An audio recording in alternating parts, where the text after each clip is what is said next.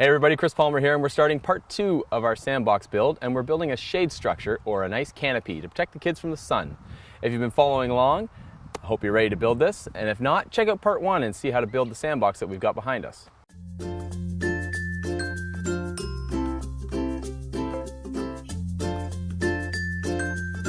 Here are the materials you'll need. Alright, so on step 1 of building our shade canopy, we have to add our posts. And now to get a post in nice and secure, we need to do a wedge cut onto it, so it drives the post into the frame of the actual sandbox.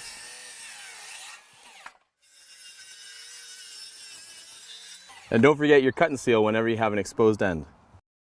So a tip for everybody at home, if you're driving any posts into the ground and you want to just spike them in, make sure you cut a double wedge. And the double wedge is going to grab it and pull it into the structure. That double tip, when I put it down in the hole, I put the 2 flat edges against the box so that when I drive in, the soil wedges it in this direction, putting it against the 2 boards. So with our first post in place, we're now going to anchor it through the 2x10s and work around and do that to the 3 other posts the exact same way. So with the bottom of the post, I want to use a structural fastener. I've got these things called GRK fasteners. And the best part about them, no more pre-drilling, and they're half the size. The reason I go with these is because they're going to save me so much time on the job site. So we've got our posts set in, and they're all grounded and fitted.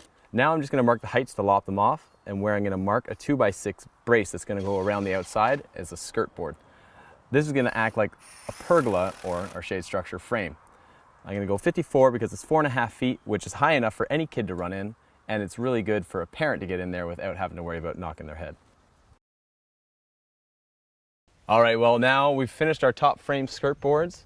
It's time to cut out those big 2x12 curved arches to give us a nice round top. So now we've taken our 2x12 and cut it in half, and I've pinned it to the frame. So I found an offcut of plywood in my shop, and it's really thin, and it works out really well to actually create any kind of curve. So what I'm going to do is I'm going to fasten my 3 screws in, pin this in place, trace it, and that's going to give me my perfect curve. If you want to replicate the curve I'm making right now, I've put a screw 2 inches up and 2 inches in, and then I've come across, I've gone dead center on the board, and I've come down 1/2 inch, leaving enough for the bar to go over top.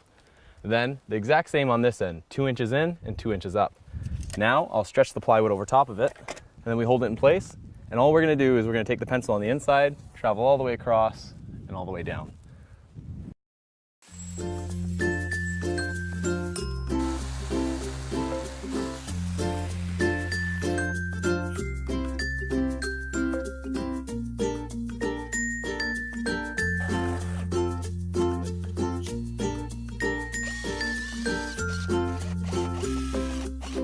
So it's been a long day, but the good news is we've got our nice structural curves up, and now we're attaching these 8-foot fence boards to it. I'm going to attach 2-inch screws through the fence boards into all the ribs, and then we'll have a beautiful cascading arch top.